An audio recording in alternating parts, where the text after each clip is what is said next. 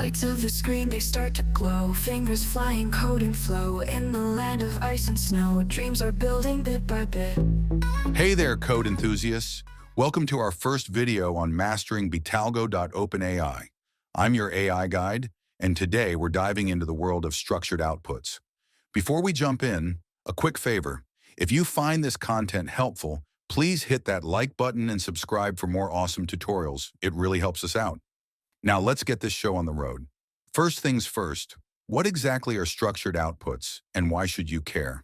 Structured outputs is a powerful feature in OpenAI's API that ensures the model generates responses adhering to a specified JSON schema.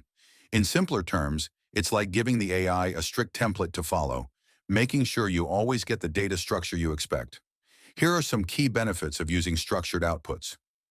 1. Reliable type safety. No more need to validate or retry incorrectly formatted responses. 2. Explicit refusals.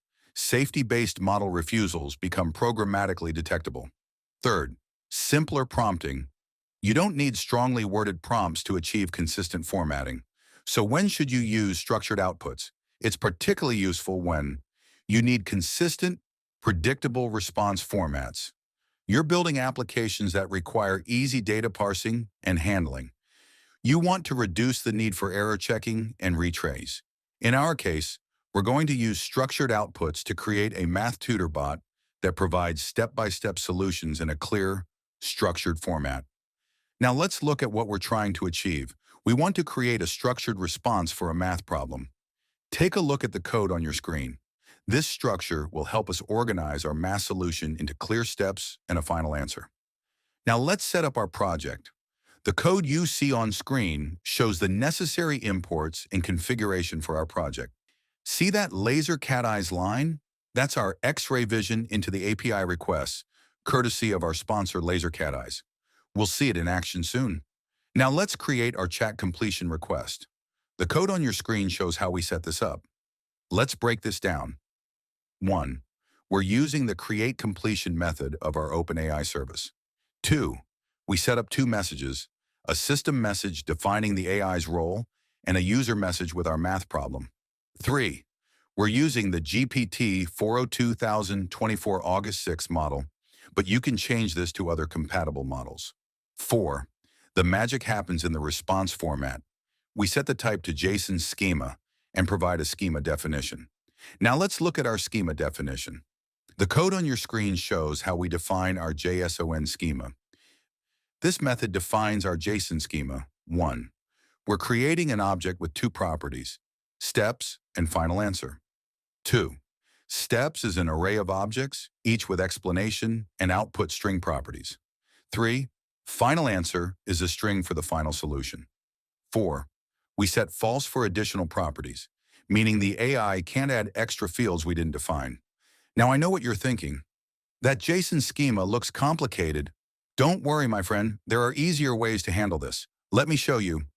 This uses the property definition generator from Betalgo.OpenAI.Utilities to automatically generate our schema.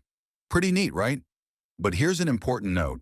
The Betalgo.OpenAI.Utilities library is experimental. While it's super helpful, be cautious about using it in production environments without thorough testing. Let's run both versions of our code and take a look at LaserCatEyes.